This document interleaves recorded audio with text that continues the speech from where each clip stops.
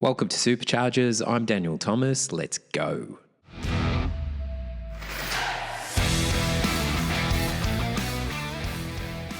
G'day, guys. My guest on this episode is Brian Hite. Brian is a sport and performance psychologist and an award-winning stuntman with over 100 film and TV credits. Brian helps leaders and high performers transform pressure into growth. His unique approach combines Hollywood insights and academic expertise to deliver actionable tools and bring long-term strategies to peak performance and resilience. Here is my conversation with Brian Hite.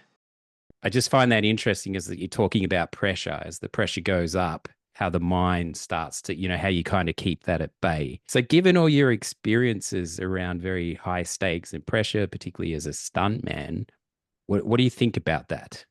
I don't know. I hear all the time, that we got to figure out how to perform under pressure. And there are certain pressure situations. When we find ourselves in pressure situations, we have to know how to handle ourselves. And as I was thinking about it more, and the more reading I did and the more thought I put into it, I've come to the conclusion, at least right now in my life, that I don't think pressure, I think it's an illusion. It's not that I don't think it's real. It's because we experience it, but we're the creators of it. So, in other words, pressure exists in the mind, not in the moment. It's not the situations themselves that will cause pressure. We create pressure through the way that we interpret or perceive the environment that we're in. For example, you and I could be in two very different situations. Maybe the sauna would be one of them, and we're trying to see how long we can stay in it. Well, I may feel a lot of pressure to do that. I might feel like, maybe my ego might get bruised if I can't stay in there, whatever it is, but my attention is focused on the bad consequences that could occur.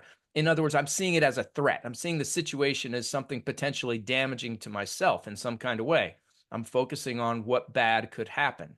And if that's where my attention is not in the moment, but on what bad could happen, well, that's where pressure lives. That's where it exists. And so I will experience it. But as soon as I shift my perspective from what bad could happen to what good could happen, for example, I mean, what are the benefits? Maybe I come out feeling great. Maybe I come across a new personal betterment approach that I hadn't even known existed before. There are all kinds of good things that could come out of it. And if I turn my attention there, now I feel less pressure. Now, it's not that we can't also feel pressure when we're paying attention to the potential good consequences, because those may be big. They may be, if I do this thing right, then my career is going to take off and I'll never have to work, I'll never have to worry about money ever again.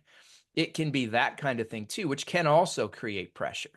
So the bottom line is pressure gets created when our attention is in the future on the potential consequences, be they good or bad. Pressure tends to be worse when we're focused on the bad, potentially bad consequences than it is when we focus on the potentially good consequences. And there's a reason why I say potentially in there, and I'll get to it in a second. But where pressure disappears is when our attention is focused in the moment, on the present moment, what is right now. In other words, I may have an idea of what I want to achieve, an objective that's out there, and that objective, it was chosen because, I would say either I'm going to avoid bad consequences or I'm going to get good consequences. That's why I picked it.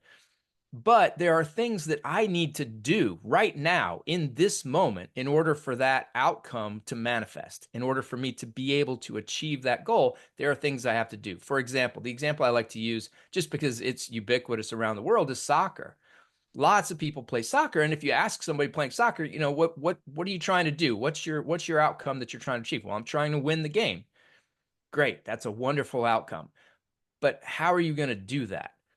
Well, I'm going to score more goals than the other team, and that's how we're going to win. Great. So you're going to score goals and you're going to prevent them from scoring goals. Terrific. How are you going to do that? Well, we need to dribble well, and we need to pass well, and we need to play aggressive defense. And when we make mistakes, we need to come back from those quickly, get ourselves up and back in the game. Yes, that's what you need to do, because that's in the moment. You can actually control those things, and they're happening now.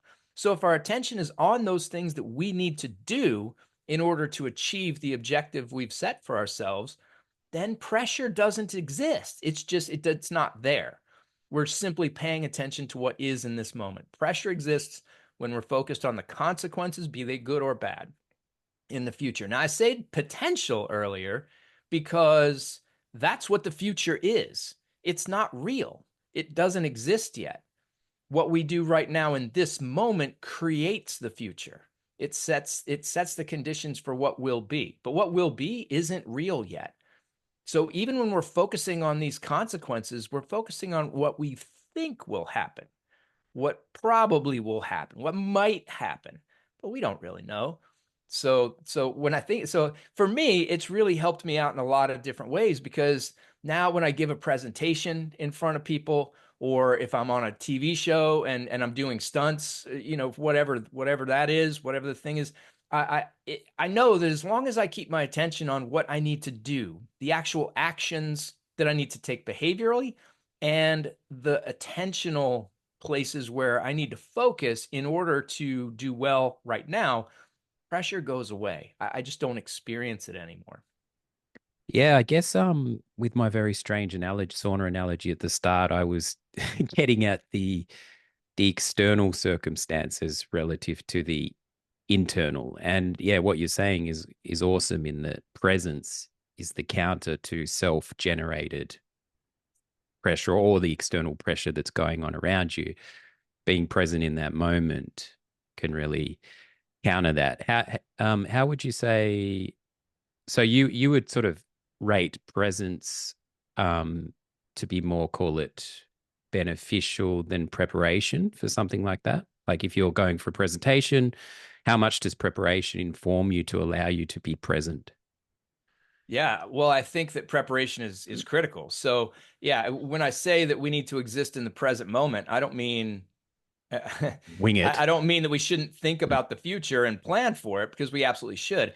But even when we're doing that, we should be doing it intentionally. In other words, if I'm sitting here at my desk and I decide, you know what, tomorrow I have a presentation that I'm going to give, let me put some attention toward that. Where is it going to be? What is the setting? What is the technology going to be? How many people are going to be there? Do I have all the handouts that I need? Have I practiced the presentation? Do I have my examples all prepared? These are all things that are in the future. I'm thinking about the future, trying to uh, identify those things that might go wrong and make sure that I do the best I can to mitigate them. It's called, when I was working with the military, they do it all the time. It's called contingency planning. That's a great thing to do, but it's something I'm doing right now. It is present moment in the sense that I've decided that right now in this moment, I'm going to put my attention toward trying to identify what's going on tomorrow and to prepare myself in whatever way I think makes sense. And that preparation, obviously, it varies from performance to performance or whatever the situation might be. But yes, I'm not saying that we shouldn't prepare and that we shouldn't think about the future, or that we shouldn't think about the past. Obviously, that's something that we should learn from. But the past is done, it doesn't exist any longer. And the future isn't real, it doesn't exist at all yet.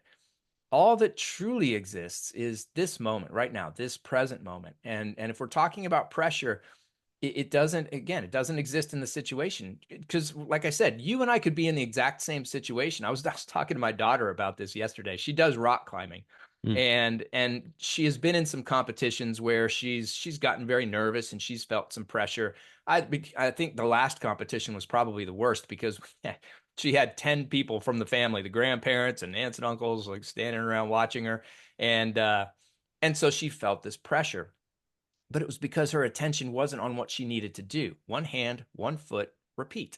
That's it. That's, if her attention is there on the Mm. wall, there is no pressure. Her attention was on, are they watching me? What are they thinking? If I make a mistake, how are they going to judge me? That's where pressure lives. It's not in the moment in what we're doing. So, and again, you and I can have the same exact situation and just perceive it differently. And you could experience a lot of pressure, and I could experience none, or vice versa. You said you climbed a mountain in southern Germany. I've never done that. I've never climbed outside. In fact, I've climbed the walls at my daughter's gym because she started doing it. I'm not a rock climber. But if you were to put me on one of those big, the mountain outside and the freezing cold and all the ropes and all the gear, I don't know. I would, it's possible that I would feel some pressure in that situation for whatever reason, whereas you may not. Similarly, if we're standing in front of a car driving at us and it's going to hit us because we're on set and we're shooting a movie, it's very possible that you would feel pressure in that situation. Whereas, I don't know, I've done it a dozen times. I enjoy it. I love it. And I know how to handle myself in that situation. I don't feel pressure in those moments anymore. That I doesn't really, mean that I don't feel energized. And that's where people, I think, confuse it, because what you hear from people, and I hear it a lot, is no, I need pressure to do well. Like I do well under pressure. It gives me energy, gives me this drive. And I have to stop and I say, well, the energy part, yes, we absolutely have an ideal energy activation level for us to perform to our potential. No matter what the performance is, there's a right amount of amped upness that we need to do well. If we have too little, we're sluggish. Our minds don't work well. Our bodies don't work right. We can't regulate emotions well. If we have too much, we tend to be too tight and too distracted in our minds, and feel a lot of anxiety, or just not be able to manage those emotions very well. So there absolutely is a right amount of energy activation for us to perform well, but that's not the same thing as pressure. It's not the same thing. I can create that amped upness inside myself while maintaining a present focus. And if I do, I'm not going to feel that pressure. I like this focus on the action that you're talking about, like with your daughter, the hand, the foot, stripping all that noise away and just focusing on what's in front of you right there. It's interesting with our children. I just remember with my son when he was very small, he had like a swimming test, and all he had to do was dive down and get the ring from the bottom of the pool. And there was a lot, like you said with your daughter, there's a lot of people watching, and he was struggling. Like he couldn't get it a couple of times. And what was interesting from my perspective was I kind of started to melt down under the pressure of watching him potentially fail in front of a Mm-hmm. large group of people. He was very calm, and I actually had to just step away and go, I'm going to leave this in the hands of the instructors. It's not my job to get in there, and I need to deal with my stuff and just step aside. Yeah. But when I asked him about it, he was very calm. He took his time. He did what he needed to do. He had 4 goes at it and got it. So for him, he actually did just focus on that task of getting the ring.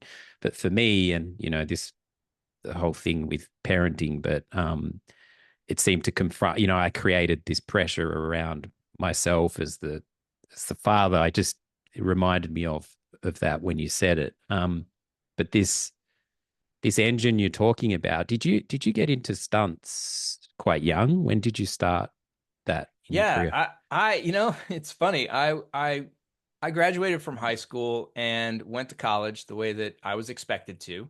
I don't think it was ever explicitly told to me, Brian, here's your path. You're going to graduate from high school and then go to college and graduate from college and get a job and move forward with, whatever job you have and get a family. But that's what I knew that the expectation was. So when I graduated from high school and I went to college, I was busy looking for the next thing, which was, what job am I going to do? And I couldn't find anything that I was really interested in. Now, I'm interested in a lot of stuff. I'm very curious. But as I was thinking about it in terms of a career, nothing really stuck as something that I really could devote my days to, day after day after day, year after year, until I saw a live stunt show. It was the Batman stunt show at the Six Flags in New Jersey. And from the minute that the explosion went off and this set piece burst open and these motorcycles came jumping out, I was like, yes, that right there. Those people are getting paid for this. This is their job. What is that? I want it. And luckily, I knew the company manager of that show from when I was a stage technician and a few other things earlier on when I was in high school. And so I was able to go backstage and talk to the performers. And I asked them, I said, well, how do I get this job? And they said, you need to know how to ride motorcycles, do high falls, and do fights. So I went out and I bought a motorcycle, just a little dirt bike that I could practice on and get decent. I'd never really ridden dirt bikes before, but you know, you can learn whatever you can learn. So that's what I did. I bought the dirt bike and I taught myself how to ride. And then I went to the house of one of the performers who taught me how to do high falls and fights. And then I went to the audition, I got the job, and I did that show the very next summer and the summer after that. And then after that, I moved to Los Angeles to work in film and TV. And they also had that same show. Luckily, this was a huge piece of luck for me. They had the same show at a Six Flags in Los Angeles. So I was able to work at that show, meaning that I had an income coming in as a stuntman, which a lot of people who try to get into stunts don't have. So that was a huge piece of fortune for me. And and then a lot of the people in the show, they're just very talented. And to this day, I still work with and for those people that when I moved to Los Angeles, they were in that show right along with me. They've just kind of come up through the years. So it wasn't something that I ever set out to do as a kid. It was something I came across in college. And the downside of all that was that as soon as I did find it in college and I realized that's what I wanted to do for my career, I couldn't pay attention in college anymore. I completely lost focus and I was failing everything. I ended up dropping out. I ended up dropping out of college and with one semester to go. And then I did that show and then moved to LA. And it was maybe 4 years or so after that, I decided I wanted to go back and get the degree, which I did. I finished the bachelor's degree, and then I got a master's degree in sports psychology, and continued on with a PhD in organizational psychology, but never with the intention of working in those fields. It was interesting material. Like I said, I'm curious, and as I started to learn about that stuff, it was immediately applicable in the stunt world. But to me, I was just going to be a stuntman for the rest of my life. I wasn't ever going to need this stuff for a job, but then life does what it does. And next thing you know, I find myself working for the U.S. Army as a sport performance psychology consultant, and did that for a couple of years. Went back to stunts again for 4 or 5 years. Went back to the Army again for about 9 years or so, and then maybe 2.5, 3 years ago, I quit that job and started doing stunts again for the third time, for those keeping count, as well as opening my own business, Brian Hite Global. It was Begin Again Performance Psychology back then, but then I changed the name and started doing the consulting work for myself and doing the coaching work and the keynote speaking and the book writing and all of that. So the stunt thing just sort of, it was just at a point in my life when I was very open. I was very open to opportunity. I was looking for what was next, and I just couldn't find that thing that it really spoke to me in any kind of way. But as soon as I found stunts, I was all in, and I'm so glad that I had that opportunity, because it truly has been an amazing journey. I've met some really cool people, and I mean some of the most talented people on the planet, really. I mean Olympians, professional athletes, just some of the people who are world class at what they do, and it's so fun watching people like that do what they do and being able to be around it. So When that's kind of where the stunt thing came in. Yeah, when you have that curiosity, I think it's awesome because you can just endlessly fill that toolbox. Like you say, you had all the, you could start filling it with the motorbike, the for all this. You could just start. I found it in acting as well. Just filling this toolbox. It's endless how much you can fill it. You can fill that thing with, and you never know when that's going to come in handy. But as a curious person, it sounds like it was very suited to you. I was wondering if perhaps the stunts appealed to you as someone who was very much interested in personal growth, putting those stakes up, like when you saw it. Um, I nearly signed on to the military after high school. I'm not a person who has any interest in going to war. And I realized in that very brief moment, my curiosity was I wanted to test my discipline, and I thought that the kind of boot camp regimen would be good for me. And that was why it kind of appealed to me. And I didn't end up doing it. But in a similar sense, it was my desire for kind of personal growth. I think that appealed to me for a second. I thought maybe was that the case with the stunts? Yes, and everything else too. It really is. I enjoy challenging myself, and I'm interested in so many things. So when you combine curiosity with that desire to grow, it sends you in all kinds of different ways. Yeah. As long as you're open to it, And this is again, this is something that I've talked to some of my clients about. It's something that's an issue for some people because well, in two ways. One is they they've been told that they shouldn't do that they need to pick a thing and stick with that thing. And I guess it's kind of similar with the second way too, is when we set goals, it's kind of the same way too.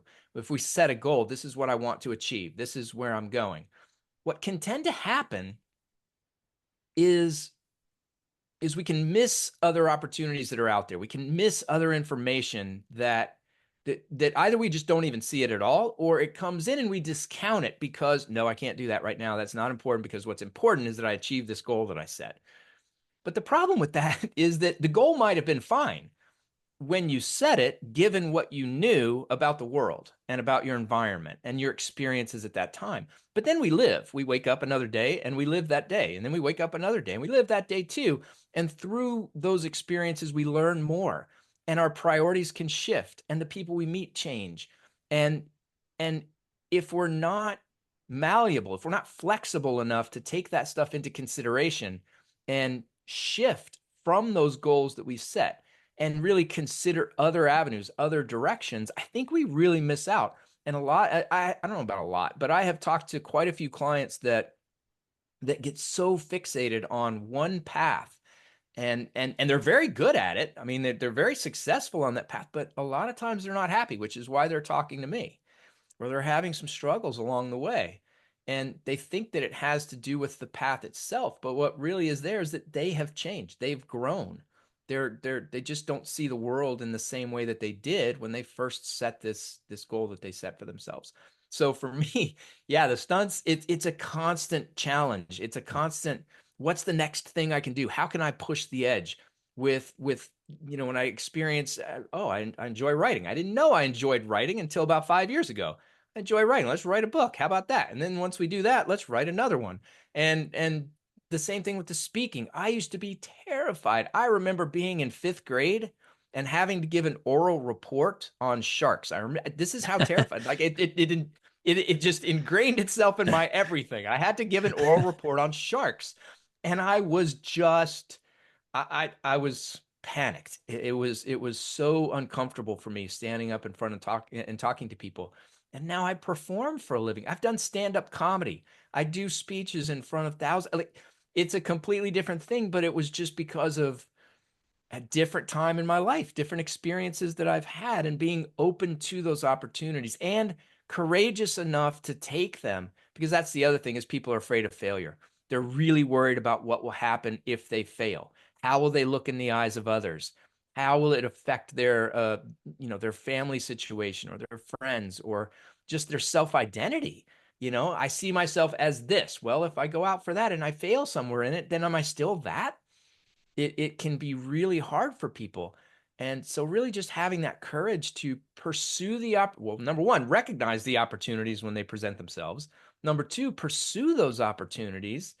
And three, have the courage to continue to do that, to continue to change, knowing that even if you quote unquote fail, and I say that only because in every situation, even if you didn't achieve what you set out to achieve, i.e. failure, you still learn, you still grow, you can still improve, and you can still thrive and flourish as a result of going through what you did.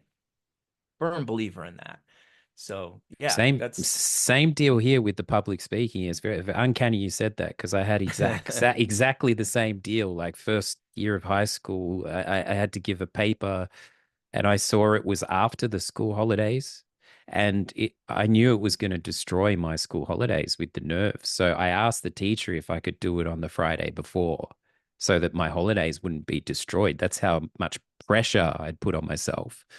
And she let me do it. And I got up the front and I put my head down and I read it as fast as possible, said thank you, and sat down. And it was just like a traumatic experience. But like, I think it was perhaps a sign of something to lean into, Mhm. because I cared so much. Like, for some reason, I cared about that thing so much that I put so much pressure on it, and I didn't have the kind of skill set at that stage. But then I realized, in hindsight's a great thing. I realized, now I get it, perhaps. And like you, I've now stepped more into a kind of public performance realm. And a lot of those failures or bombings, particularly that I had in kind of bands, was my thing. Like you say, those moments were where I experienced sort of like a kind of rapid amount of growth in a short amount of time, when things went wrong on stage and you had to deal with it again.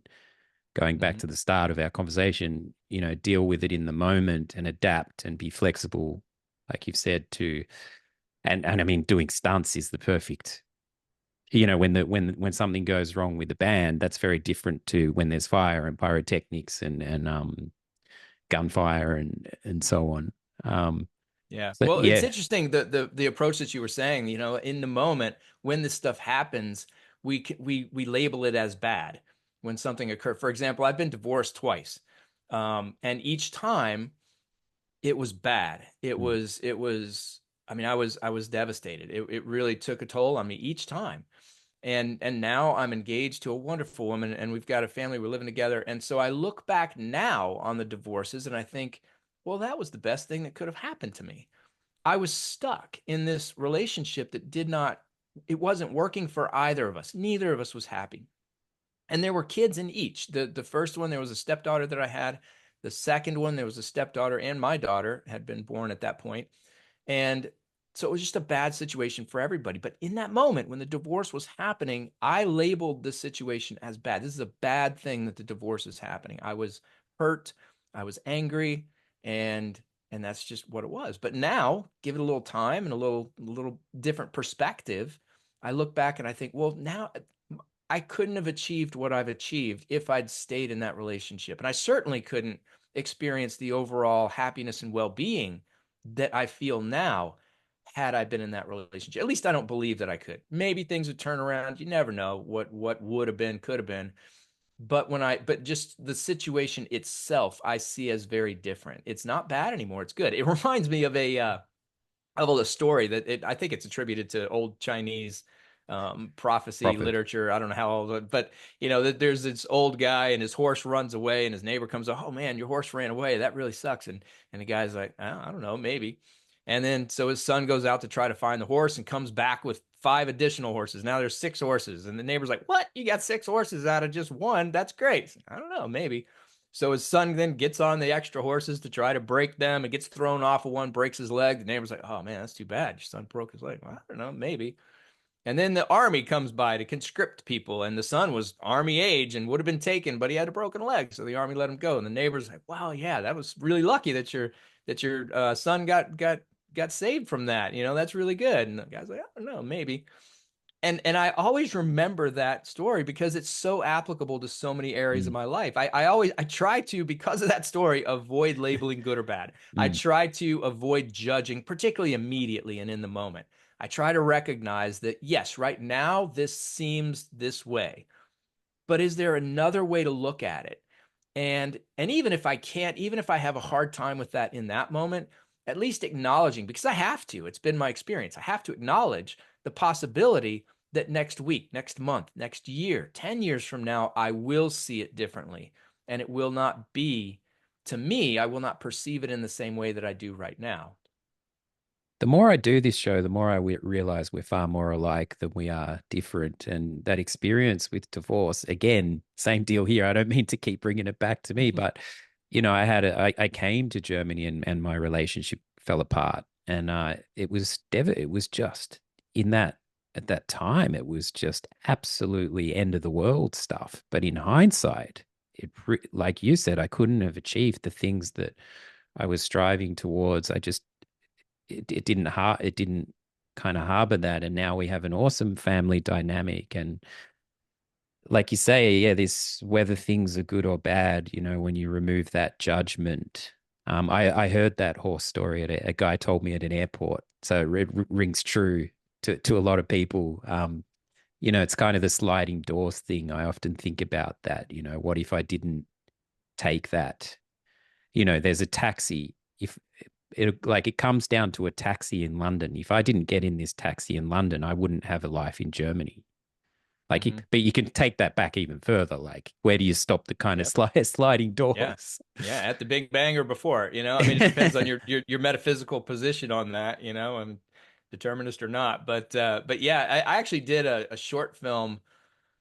I don't know when it was. It was fairly early in my career, but I coordinated it and I worked on it, and it was around the same thing. And the perspective was quantum something, I don't know, but it was the same type of deal. And what it was there was a car coming, and there was a guy on a bike, and in one shot, in one circumstance, one situation, the bike went by and the car just missed it. And the next one, the car hit, but the guy went and was able to roll. And the next one, he just went plowing right into the car and big injuries. And I was the guy on the bike and did all the stuff. And it was a lot of fun. It was a really good time. But that was the idea of it, is just a split second. One split second can completely change the trajectory of your life forever. And Mm. it is a really, I don't know, for me, it's a really deep thing to contemplate. But and I don't know, I can get lost in that stuff too sometimes. But yeah, Well, it's the same idea you were talking about. It's just that one split second, just a little bit different. One small thing could have completely shifted everything, sent me in a whole nother direction. yeah, and again, the kind of stories or expectations we set in our own minds, like coming to Germany, I thought sort of by making that move, I would sort of automatically be rewarded, and then kind of life began to kick me in the ass, right? So it was like, I sort of had this expectation that if I do this thing, then there will be some kind of natural reward. But actually, life doesn't work like that. Like it got harder. The waves kept coming, and that was a big realization for me that just because you make a choice in one way, you're just going to have to make a whole number of other choices in other ways. So yeah, like you say, coming at things without judgment as this is good or bad, it is what it is, and how can we learn and grow from this? Yeah, well, and like we were talking about at the very beginning too, about the present moment, it's one of those things where for example, when I made the shift from the full-time job into, now I'm back into freelance, there's no guarantee that I'm going to get paid. There's no Mm. guarantee that I'm going to make any money. I have no idea when somebody's going to hire me or if they're going to hire me. I don't know. And I can't make it happen. All I can do is do the things today that I think can make it more likely that those various opportunities will pay off. In other words, well, here I am sitting here talking to you. I mean, this is one of those things. Right now, today, I can talk to you about my business and the way I approach things, and I can send out emails to people, and I can make phone calls, and I can put together a presentation for this talk I'm giving next week. These are things I can do today. None of them will guarantee Mm. that there will be any kind of payoff from any of it. I can't promise that to myself. There's no way to know. But I do know that by doing those things right now in this moment, I am setting the conditions to maximize the likelihood of success. And that's the same thing with pressure. When we're in those quote unquote pressure situations, if we focus on the now, what I can do in this moment that maximizes the likelihood of success, that's all I can do. I can't control the outcome. The outcome will be what it is. But if I focus on the right things and I take the right actions in this moment, I'm I'm I'm at least maximizing the chances of me getting what I'm trying to achieve. It's actually important to hear that today. So I appreciate that because I'm in a similar position, that freelance kind of, gosh, there's a certain amount of faith you have to hold on to that you're putting those steps you're talking about in place and not panicking and falling into a kind of into fear mode, having Mhm. faith and I like it, even if a day is just, if there's a small progression in that day of some sort, you know, like even if I achieve nothing else today, this conversation is awesome, like establishing a Mhm. connection with you and drawing from all your experiences for the listeners. That's a progression, even if nothing else kind of hit today. um yeah, if Yeah. there's these little small wins in a way, Yeah, well, that's and even if we, again, it gets back to labeling good or bad. Let's say that I have a conversation with somebody that I thought was going to hire me to come do a talk, and what they tell me is, "Oh, you know what? The event fell through. There's nothing I can do. You're not going to be able to work on it." Okay. Well, is that a loss? Well, yeah, from one perspective, I thought I was going to have this job and I didn't get the job. And this just happened with stunts too. I thought that I got called for a show down to work on a TV show in Atlanta. I don't remember what the name of it was, but I'd never worked for the stunt coordinator before. It was a friend of mine who'd recommended me, and I was very excited about it. It was a chance to go work for somebody new, to do some cool stuff and to make some money. And then the job just went away. Sometimes that happens. The writers change things, the budget changes, time pressures push the production whichever direction it does. Next thing you know, I'm not working. But that's not a bad thing. I made connection mm, with, I mean, it is a bad thing if I look at it in the way of, well, I'd expect it to work and now I'm not working. That really sucks. But what I did is make a new connection with those people at that show, with that stunt coordinator. I know that my buddy was thinking about me because he put my name in. So that allowed us to re-solidify that relationship. So it really truly does come down to how we look at things and what our perspective is and what we choose to prioritize about each situation. Any circumstance that we're in can be looked at myriad ways, and we get to choose which of those ways we're going to land on and what our priorities are, which things matter to us. We get to pick. And to me, I think that that's a really important thing to consider and to remember. When you have those days where, call it, motivation is lacking, like we all have, how do you motivate yourself? Mm. Yeah, motivation it's a topic that I talk about quite a bit, and it's one that when people talk about motivation, usually what they're talking about is what you're talking about, which is, am I really motivated or am I only a little bit motivated or not motivated at all? It's about levels of motivation, which is important. We need to know that and how to move from low to high when that's necessary. But what people don't talk about as much, and it's incredibly relevant, is the sources of motivation. So, meaning I am motivated, I'm really motivated. Why? What's the answer to that question? Like, why am I motivated? Why do I care? Why does this matter? Why am I pushing forward?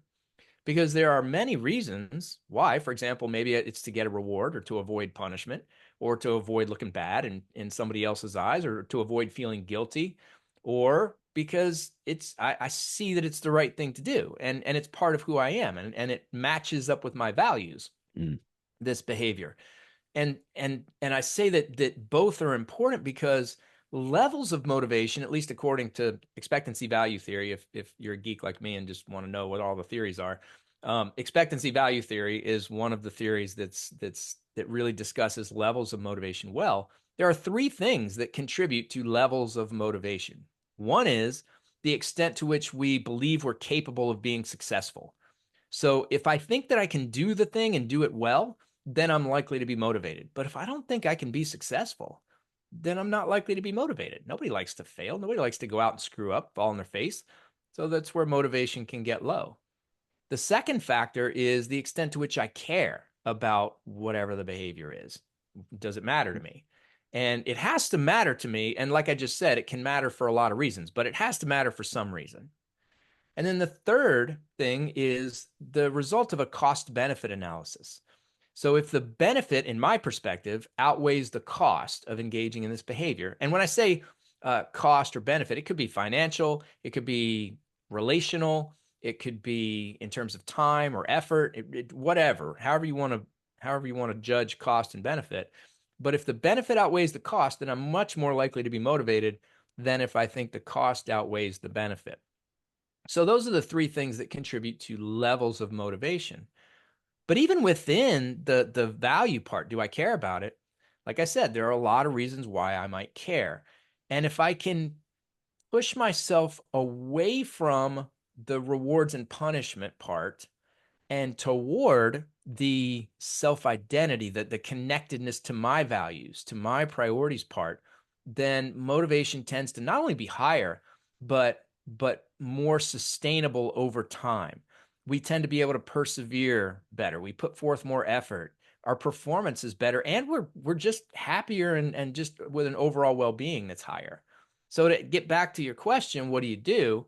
Well, when you know that there's something that you need to do, if you can connect that to some part of yourself that really matters. I am an athlete, so of course I'm going to go work out. I'm a writer, so even though I don't feel like it, and I'm going to sit down and I'm going to write. If it's I'm a hard worker, or I'm a good parent, so even though I don't feel like spending time with my kid right now, I'm going to go spend time with my kid because that's part of who I am. Of course I'm going to do it. So motivation doesn't have to come from sheer enjoyment of the activity. In other words, in this moment right now, I may not really enjoy playing with my kid, but it's really important to me to Mm. be a good parent. And so playing with my kid is part of that. So of course I'm going to go play with my child. That's how I can move the needle on motivation in a way that's likely to be sustained. Can I offer myself a reward? Well, if I go play with my kid for 10 minutes, then I'll give myself a cookie. Sure, you could do that, but maybe you don't have a cookie one day, or whatever the situations, you can't control those as easily. But the more we can connect the behaviors that we really want to engage in to the values we hold, to our core values, our core beliefs, who we are, at our inside level, that's where motivation lives most strongly and most consistently.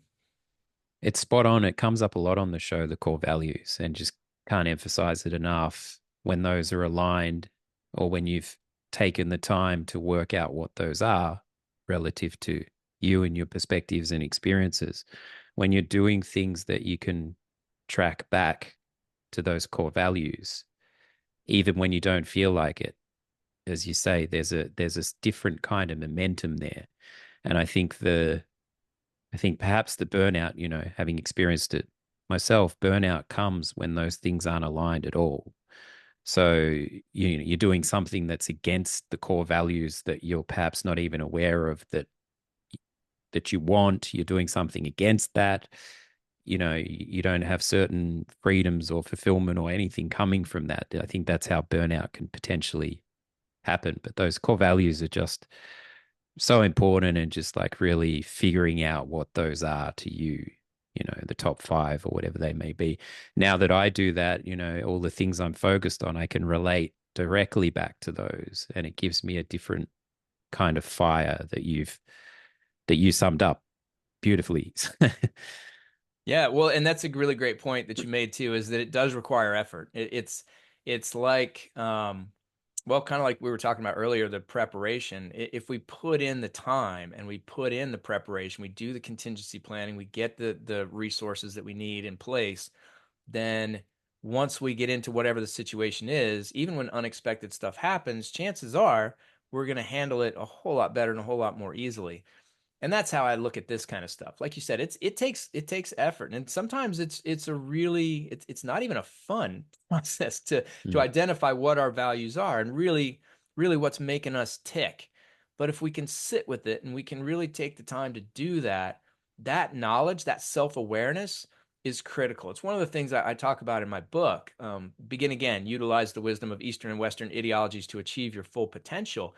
At the very beginning, I talk about, if we're going to be resilient, self-awareness, it has to start there. We have to be aware of who we are, what is important to us, what our values are, because if we are, then we can move on to acceptance, not in a resignation standpoint, like not from that perspective, but acceptance from, this is reality as it currently is.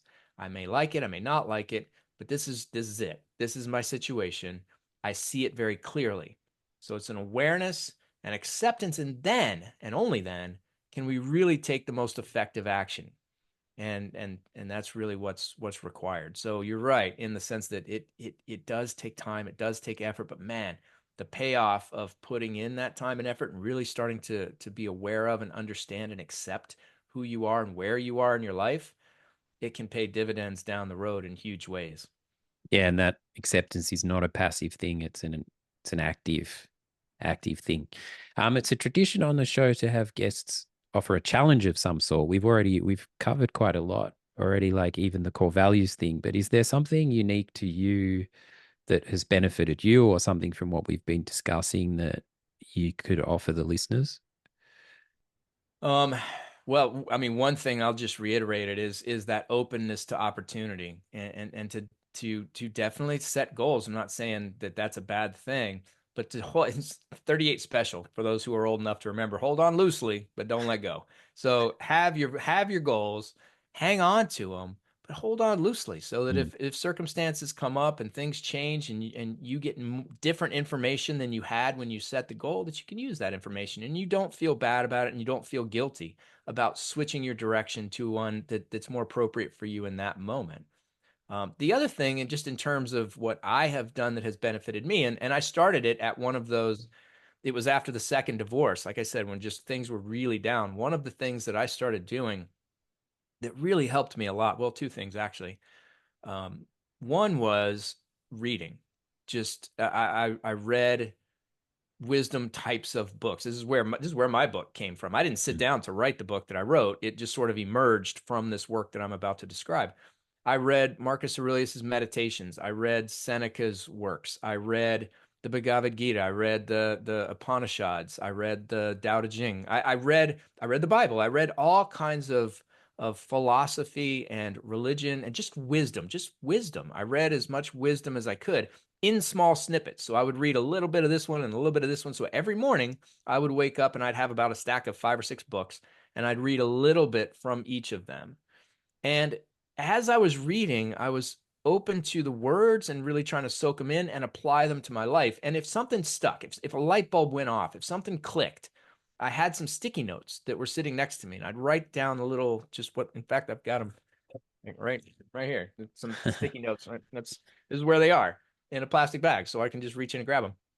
But I would write it down on the sticky notes. And then those sticky notes, each of those sticky notes became, well, not all of them, because I've still got a stack of them over here, but that's what my book is. Each of the essays, the 183 essays in my book, came from a sticky note. And that sticky note was the result of some piece of wisdom that I read. So that's the first thing, was just the reading and really trying to connect the wisdom to my life. The second thing was journaling. I'd never really done that. And I started doing it in two ways. One, I would journal a little bit in the morning about what state I was in and what I'd like to achieve. And then I would journal at night too, with just some reflections on what had happened and what maybe I could apply some of the things that I'd learned that day to the next day. But I journaled in a couple different ways at a couple different times. And that was another thing that really, and I don't know why. I don't know why writing things, like getting it out of my head and onto either paper or a computer screen, helped, but it did. It was more than just me sitting and thinking about it, because I sat and thought about stuff, and I would get very quickly overwhelmed, and it counterproductive. It wasn't helpful at all. But as soon as I started writing down some of those thoughts and really allowing them to come out through my fingers, that's when I really saw a benefit. Yeah, there's something to be said for that. No, there's a lot of awesome stuff there. And I like what you said about holding things loosely. When we tend to grip things too tight, it can also create this kind of, there's the pressure word again, around the thing. We can almost crush it too much. So this having, I kind of learned it in martial arts, actually, having this sort of firm but loose kind of grip at the same same time. Yeah. But Yeah, 38 Special talked about it in terms of yeah. women, but for me, it's I think that Yes. that holding the goals too. Just hold on loosely, but don't let go. And I think it's a great application. And for those who don't know who 38 Special is, it's just a band that from, I don't know, 70s or 80s or something. But anyway, that has always stuck with me. Yeah, for sure. Where can people find you and the books? I have a website. It's www.brianhiteglobal.com. It's BRIANHITE is how you spell my name, global.com. That's one place. And then I'm on social media on Facebook, Brian, I think it's Brian.Hite1. On Instagram, it's Brian_Hite23. There will be a YouTube channel coming out before too long, but it doesn't exist at the moment. But yeah, I mean, and you can email me too. And I'll tell you what, if you email me and at brian@brianhiteglobal.com, again, the email is brian@brianhiteglobal.com. I'll send you a couple things. I'll send you 2 copies. Well, I'll send you a digital copy of 2 books. One book is the one I've been talking about. Another is called The Change. It's a book I contributed a chapter to. I'll send you digital copies of that. And usually I give 30% off, but I'm going to give 50% off today on the programs that I offer too. There are 3 different programs, 3 different coaching programs, one focused on motivation, one focused on pressure, the way we've been talking about it, and one on a 4-phased approach to performance that got developed while I was at the Army, and I've applied it, yes, with the military, but also with athletes and performers. Give you 50% off of any of those programs. All you have to do is email me, tell me you heard me on this podcast, and I'll send you a coupon code and the digital files for the books. So that's where you can find me. That's appreciated. Well, it's always awesome to meet a multifaceted person, another Renaissance man. Yeah, I'm just a huge fan of the pivot, and as you said earlier, the things we learn from taking sort of lefts and rights, different directions, they always teach us something. The kind of indirect path has a lot to offer. you mentioned people kind of a little bit stuck in one lane.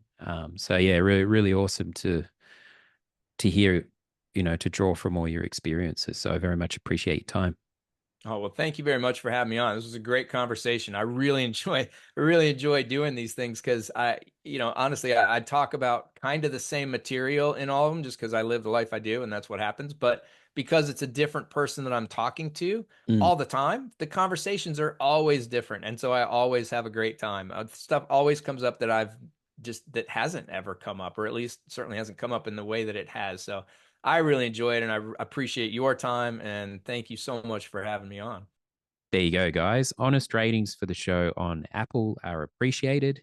If you have a guest suggestion, please feel free to reach out on my website at danielthomas.co. I'm also on social media at Mr. Dan Thomas. Catch you on the next episode.